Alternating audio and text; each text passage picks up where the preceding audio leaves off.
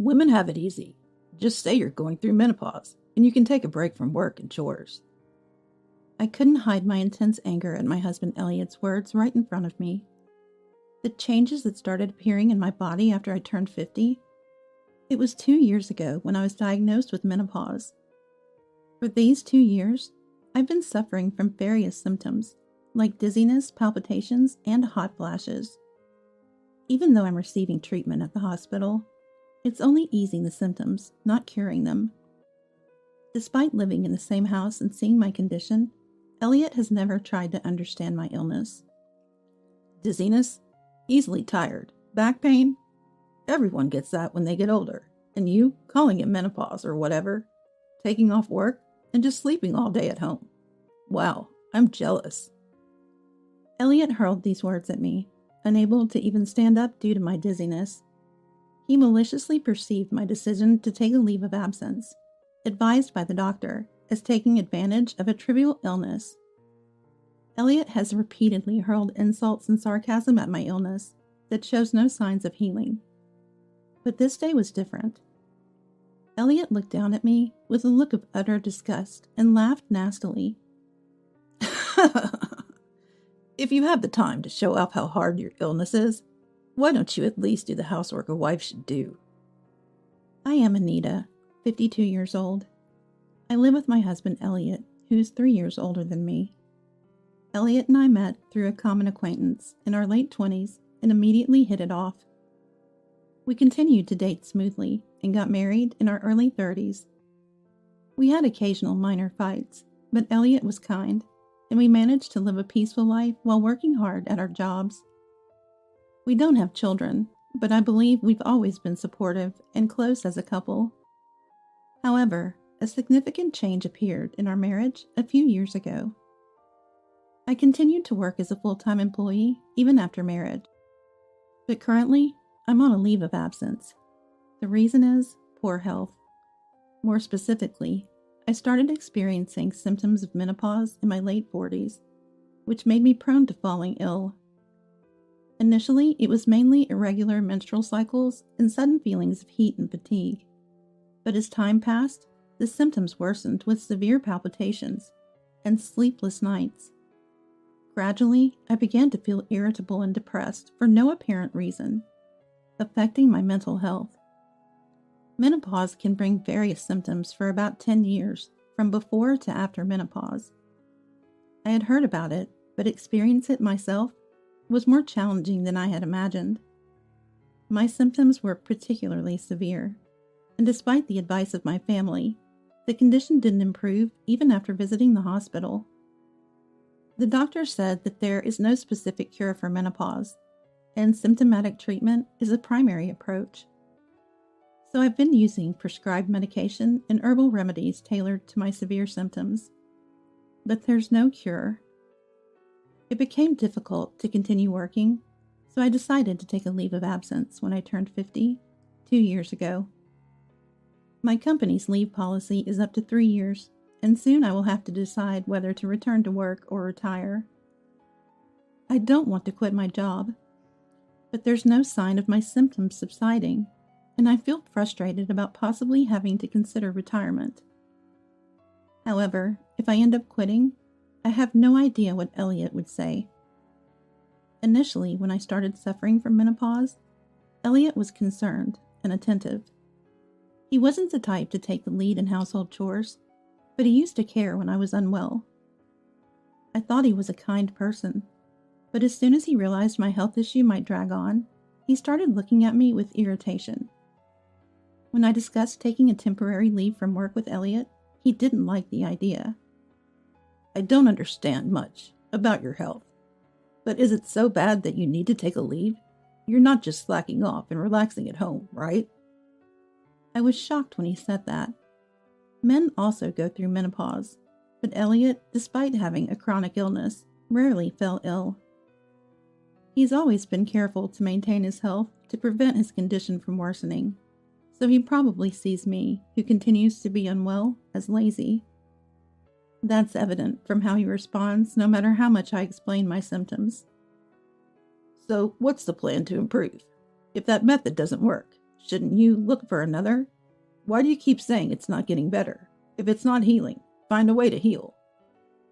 He seemed far from understanding, but continuing to work in my current condition is tough. When I pleaded for a leave of absence until my health stabilized, Elliot, as expected, got furious. However, after I told him that not only my boss, but also my colleagues and juniors had asked me to take a break, he reluctantly agreed, though still displeased.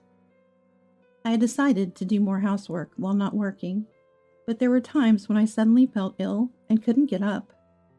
Standing brought on dizziness, and even sitting down didn't stop the sweating, perhaps due to hot flashes. Still, when I tried to vacuum, despite the difficulty, merciless back pain would strike. No matter how much I endured and took medicine, trying to do housework whenever I could move a bit, Elliot still didn't understand. Aren't you better yet? What's the point of going to the hospital? It was predictable, but gradually he began to treat me coldly. Stop being so dependent. If you're at home all day because of your leave, why don't you finish all the housework during the day? It's not like you're unwell from morning till night. Coming home to no greeting, dinner just cut up and heated up. What are you doing at home all day? And it wasn't just once or twice that I got such complaints from Elliot when he returned from work. I was shocked by his attitude, sighing tiredly. On weekends, when he was at home, stop lying down all the time. Do the laundry at least. And I was feeling unwell and lying down. I even got yelled at. The sarcasm and complaints from Elliot increased day by day, and words of care and concern disappeared. While his terrible attitude hurt me, I also increasingly worried whether my symptoms would ever heal, if a time would come when I really got better. However, fortunately, my mother-in-law Cassie and sister-in-law Natalie, who lived in the same town, understood my condition and sometimes gave me advice, which was very helpful. Cassie is over 80, but still robust and lively, speaking clearly and energetically. Her husband has passed away, and she lives with Natalie and her husband. Cassie and Natalie were the ones who advised me to go to the hospital and were the first to suggest taking a leave if it got too bad. I'm truly grateful to them, as both my parents have passed away, and they're the ones who care about my menopausal symptoms. One day, we're going to have a dinner party at our house next weekend for Mom's birthday, Elliot said. In Elliot's family, it's tradition once childhood to have a big dinner party for family birthdays. Since marrying Elliot, I've participated every year. Depending on the year, we either went out for dinner or had a party at the in-laws' house. But this year, Cassie's birthday celebration was to be held at our place. Of course, that meant I was in charge of the meal.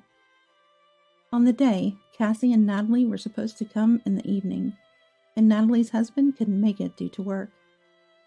Make sure you're in good shape on the day, Elliot said, glaring at me sharply. I won't tolerate it if it's like last year. I understand. I could only nod in front of Elliot's aggressive attitude. Last year, on Cassie's birthday, I felt ill and missed the party at the in-laws' house. Elliot seemed to think he was made a fool of and berated me harshly when he returned home. I remember crying from the pain of that time. So this time, I want to be in good condition on the day of the dinner, as Elliot said. However, if it were a condition that could be controlled just by wanting it, I wouldn't have been suffering for years.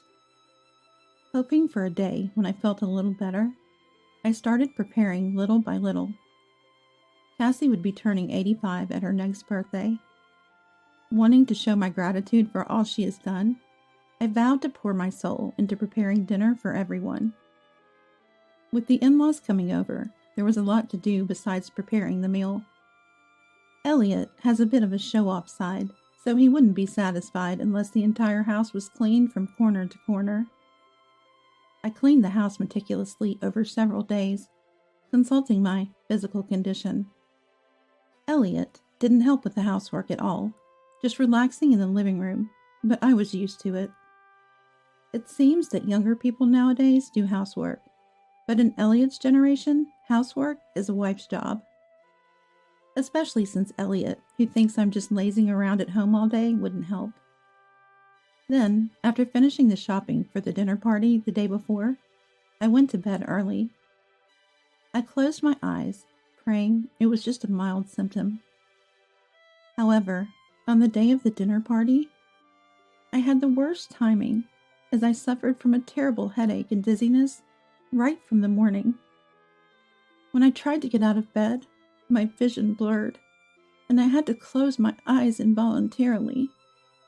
Then, I heard a violent ringing in my ears and felt as if my head was being beaten with severe pain.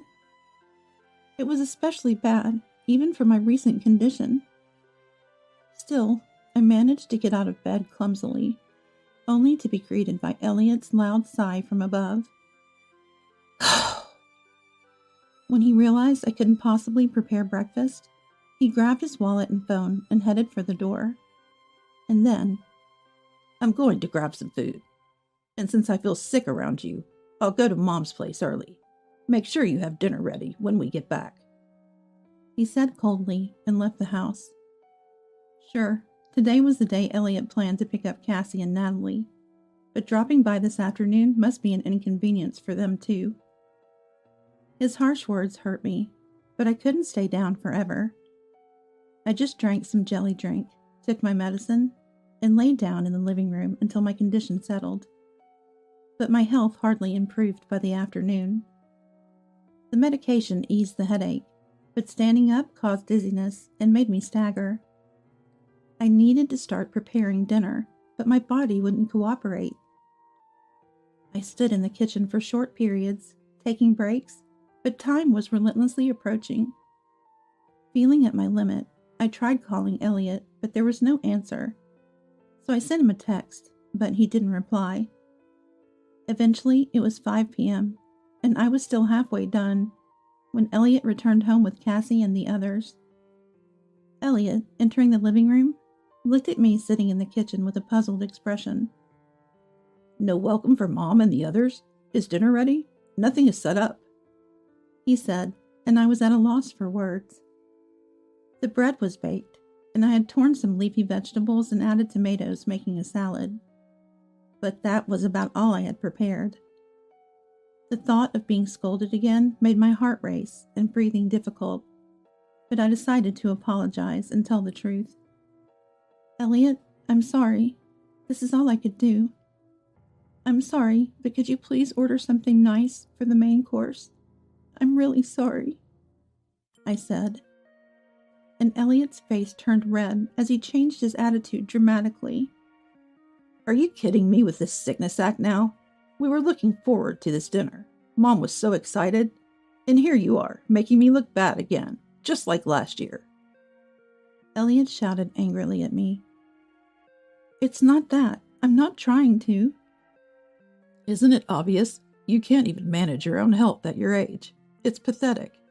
You make everyone else suffer because of your own problems. Elliot continued to berate me without listening. Then why didn't you answer the phone? I sent you a text to eat out. I even sent another text 3 minutes ago for delivery. Why do you insist on eating at home when you don't do anything? My frustration exploded, and I shouted back loudly. Each word I spoke felt like my head was being hit with a metal bat. My vision was so blurred, I could hardly see Elliot's face. I couldn't hear anything over my own voice and heartbeat, and I was sweating profusely from the heat. The symptoms I had been managing with medication all came back stronger, and I regretted not keeping quiet, but I couldn't help but tell Elliot. When my vision finally cleared a bit and I caught Elliot's gaze, he was staring at me in stunned silence with his mouth open. Then, as our eyes met, his face turned bright red and he pointed at me angrily. What's with that attitude? Pretending to be sick and not doing housework? And getting angry when pointed out? You're the worst. I'm sick of supporting a wife who's a failure at housekeeping. If you can't handle housework, we're getting a divorce. He yelled loud enough to be heard outside. All my desperate pleading had no effect on Elliot. After all these years, he brought up divorce without hesitation, and I felt so miserable I was on the verge of tears. Divorce seemed inevitable. I was about to reply in agreement when I heard light footsteps, but Elliot, in his rage, probably didn't notice. Menopause. What's that about? Getting tired easily? Having shoulder pains? Aren't these things normal for our age? Dizziness and headaches can't be that bad, even with medication. You just want to lie in bed all day, don't you? Elliot spat these words at me before someone tapped him on the shoulder from behind. It was Natalie, my sister-in-law. With an anger I'd never seen before, Natalie raised her right hand the moment Elliot turned around and struck his cheek with a forceful slap. Elliot, hit by a right straight punch that was hard to believe came from a 60-year-old woman, fell to the floor, looking up at Natalie with a face that couldn't comprehend what had just happened. Sis, what the heck are you doing? Elliot, rubbing his cheek in confusion, was met with Natalie's sharp gaze. Then she said, And what about you? What's with the attitude? Have you been treating Anita like this for years? Deciding the severity of someone's illness without being a doctor? Verbally abusing your wife? You should be ashamed. Natalie shouted, furious. Elliot, who tries to show a good face in front of the family, doesn't treat me harshly.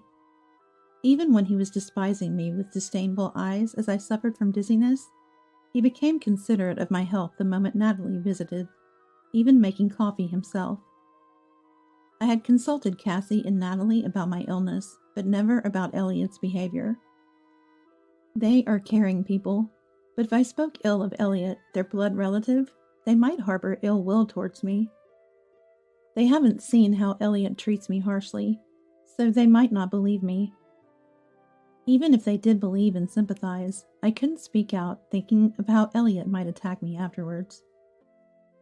But seeing Natalie's actions now, I might have been wrong. What's going on? Today is Mom's birthday party, and I wanted to make it enjoyable. But it's this guy who ruined the dinner party by not preparing anything. Elliot, standing up, pointed at me and continued to blame. Then Cassie, who came to the living room with Natalie, glared at Elliot. Are you saying Anita ruined the dinner party? That's just your opinion, right? From what I heard, Anita was trying her best to prepare despite her pain. She contacted you because it didn't seem like she could make it in time, asking to change the venue or order delivery. I don't appreciate being celebrated by someone who's unwell. I'm not even slightly happy being celebrated by a son who just complains after dumping everything on his sick wife. Cassie said this to Elliot firmly. Then Natalie. Did you come to our house leaving Anita alone while she was feeling ill? Asked. Well, there's nothing I could do. There are many things you could do, like helping with chores or being considerate about her health. I remember telling you this when Anita started feeling unwell. You just found it bothersome, didn't you? Stung by Natalie's words, Elliot was at a loss for words. After I started feeling unwell, Natalie had told Elliot to be more considerate of me, but as his usual behavior showed, he didn't heed her words. Why are Sis and Mom siding with her? Menopause isn't even a real illness. Getting tired easily, palpitations that happens to everyone as they age. Women just want to be lazy, so they can name it a disorder and pretend to be sick. Elliot continued, trying to justify himself. Natalie sighed and began to explain. Elliot, you might not know, but I too suffered from severe menopause symptoms. It's only recently settled down, but it was so bad I quit my job 10 years ago. Are you really saying a disease that made me quit my job isn't a real illness? Hearing Natalie's words, Elliot stood frozen in shock. When I first started showing symptoms of menopause, I talked to Natalie and learned that she had suffered from menopausal disorders around the same age as me, and eventually had to resign from her job after a temporary leave. She didn't want to quit, but as there was no sign of recovery, She decided to put her health first after consulting with her family. I knew Natalie had quit her job around 50, but I didn't know the reason until she told me herself. Come to think of it, I hadn't met Natalie around that time. We basically communicated via text, as she couldn't meet due to her poor health. It was really tough back then. I thought it would never get better, but Stanley told me to quit my job and take a rest. Stanley is Natalie's husband. He's 5 years younger than Natalie, and his job has irregular hours and night shifts, so he couldn't make it to the dinner. Though we don't meet often, I remember him as a kind man who always cares about my health. Natalie, with such a gentle husband, pleaded desperately with Elliot. Anita is not your servant. Shouldn't you, as a husband, have more compassion? Sorry, sis. I knew you were unwell before, but I didn't know it was for that reason. Elliot replied, sounding like an excuse, but Natalie's expression remained stern. Right now, it's not about me. Shouldn't you be apologizing to Anita, not me? Natalie said firmly, and Elliot reluctantly turned to face me. Elliot loves Natalie, so he usually can't go against what she says. Eventually, he gave up and apologized to me. I'm sorry. Sis scolded me, and it opened my eyes. From now on, I'll help you, Anita, and we'll get along. He said sincerely, looking into my eyes, and I thought he finally understood. I was about to forgive Elliot when... Hold on a minute. A voice interjected. It was Cassie. Looking tired from standing, she came to the sofa supported by Natalie and sat next to me.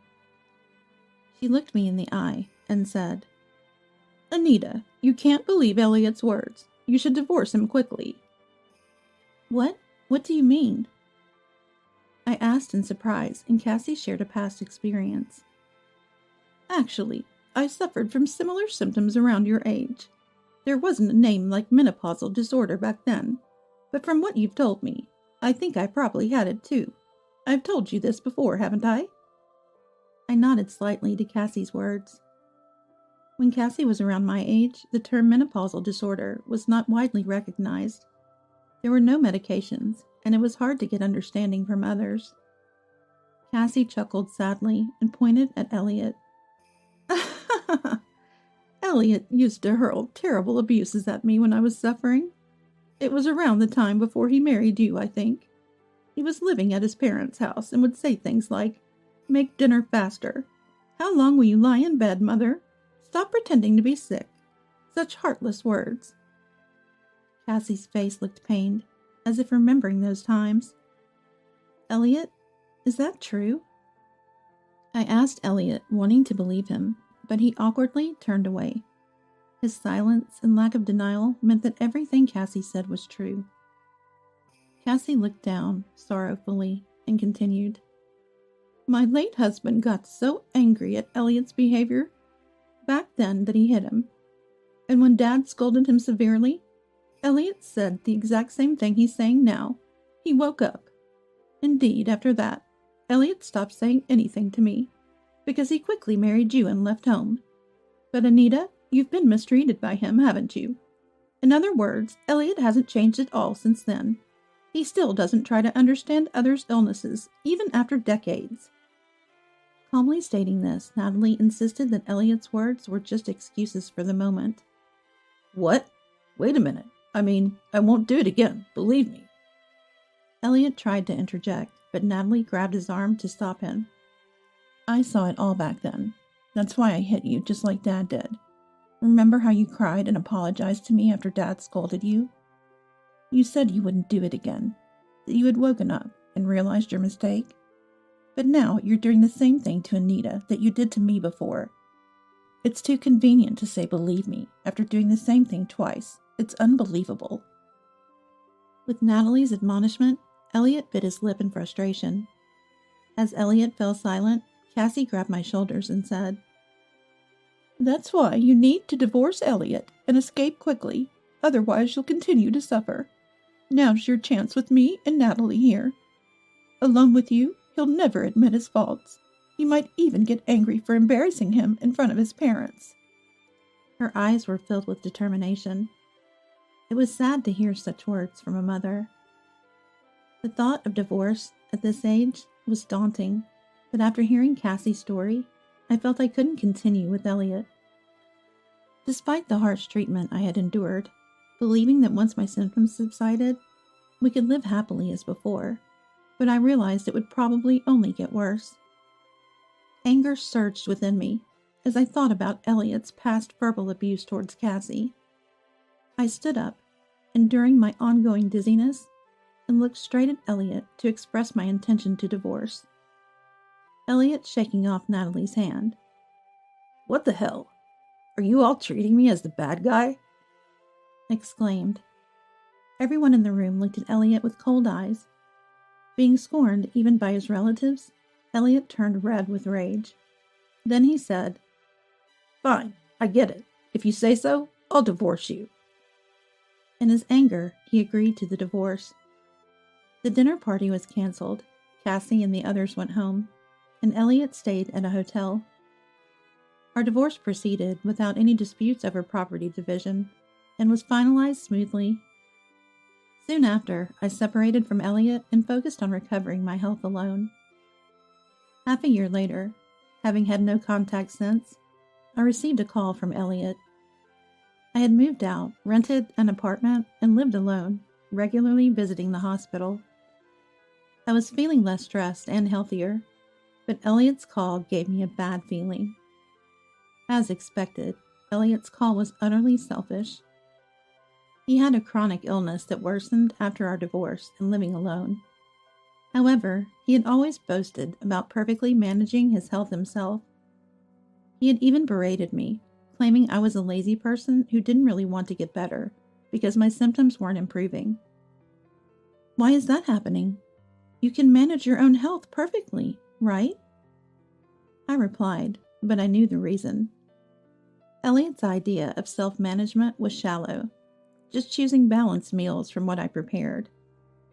He never cooked from scratch because I had planned the menus considering his health. Moreover, Elliot, who never did any housework, had a terrible lifestyle in the past 6 months, relying on delivery or ready meals, not vacuuming, leading to a decline in living conditions. Such an unhealthy diet and unsanitary environment would indeed ruin anyone's health. "I can't live like this anymore, so I want you to take care of me. It's been half a year. Your illness must be cured by now, right?" Elliot said without any remorse. Apparently, he first turned to Natalie and Cassie, but Natalie was already busy caring for Cassie and couldn't help. Elliot, desperate, contacted me. Though I wanted to refuse, he was my former husband of many years. I wanted to ignore him, knowing everything. "Then at least look at these albums I found in the storage. If you don't need them, I'll throw them away." But Elliot said. Believing they were old photos, I hesitated. Though I've had enough of him now, back then, my relationship with Elliot was good, and there were pictures with Cassie's family too. Deciding to go and select my own photos, I visited our former home for the first time in half a year. The house we'd lived in until 6 months ago seemed dirtier than before, perhaps due to lack of cleaning. Leftover takeout containers cluttered the table, making me grimace involuntarily. "You know, without you here, I don't have time to clean. It's hard to move when I feel bad." Elliot made excuses without any provocation. While he claimed to feel unwell, he seemed quite energetic at a glance. Moreover, despite wanting care, what Elliot really seemed to need was someone to clean, do laundry, and prepare meals. It just seemed like he wanted a housekeeper. After a moment of thought, "You don't look injured and seem quite healthy. Why don't you stop being lazy and take care of yourself?" I said. Elliot narrowed his eyes sullenly and retorted, "You know my illness affects my internal organs and nerves, right? Don't judge by appearances. It's outrageous that you call me lazy when I'm suffering so much." He spat these words out. Seeing my cold gaze, Elliot visibly became unsettled. Then he stopped moving abruptly. With widened eyes, he took a deep breath and apologized to me. I said those harsh things to you when you were suffering. I'm truly sorry. I deeply regret it and won't do it again. So please. I anticipated his next words and firmly interrupted. Sorry, but I can't take care of you. I'm still not over my menopausal disorder, and I can't trust your remorse. A desperate Elliot apologized profusely. Please, I could end up in the hospital any time because my condition might worsen. I continue with medication, but proper diet management is essential, and I'm in trouble without you. Please, I'm begging you. His apology seemed heartfelt. However, I knew from Cassie that this could just be a performance. She said that's what he does when he wants to make you seem heartless for not forgiving him after a deep apology. Remembering Cassie's words, I gently declined. I was overwhelmed with my own issues and not in a state to care for someone else. Living with Elliot again and taking care of him would only worsen my menopausal symptoms due to stress. I had just started to stabilize and didn't want to return to square one. I can't. If you really need care, use home care services or a helper. That's beyond me. I explained these options to Elliot, who was still pleading, and made it clear that I couldn't care for him and had no intention of living together again. Then I returned to my own life. Since then, my symptoms have settled, and I've returned to work after a hiatus. Though I considered retiring at one point, I needed to support myself living alone. I always found fulfillment in my job, and despite a 2-year and a few months gap, returning to work felt good. I have no intention of reconciling with Elliot or considering remarriage at this time. However, I still keep in touch with Elliot's family and occasionally meet them for meals. The regular family dinners, a long-standing tradition of Elliot's family, were discontinued after this incident.